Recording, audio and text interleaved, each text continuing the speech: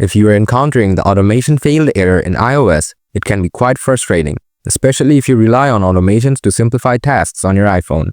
This issue typically arises due to incorrect settings, permission issues, or glitches within the Shortcuts app. Here are the steps to troubleshoot and resolve the problem. Solution 1. Check automation triggers. Open the Shortcuts app on your iPhone. Tap on the Automations tab at the bottom. Select the automation that is failing. Ensure that the trigger settings are correct and all the necessary conditions are met. Verify if the automation is set to run without asking for confirmation. Solution 2. Review permissions. Go to Settings on your iPhone. Scroll down, tap App.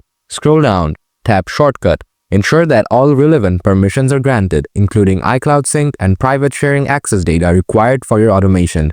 Solution 3. Offload and restart the Shortcuts app. Open Settings on your iPhone. Scroll down and tap General. Tap iPhone Storage and find Shortcuts in the list of apps. Tap Offload app. This clears the app's cache and data without deleting the app itself. Tap Reinstall app to reinstall a fresh version of the app. Open the app switcher by swiping up from the bottom of the screen or double-clicking the Home button. Find the Shortcuts app and swipe it up to close it. Restart your iPhone. Reopen the app and test your automation again. Solution 4. Reset automations. Open the Shortcuts app. Tap on the Automation tab. Delete the failing automation by swiping left on it and tapping Delete. Recreate the automation from scratch to ensure all settings are fresh.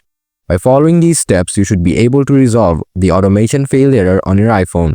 If the issue continues, consider contacting Apple support for further assistance.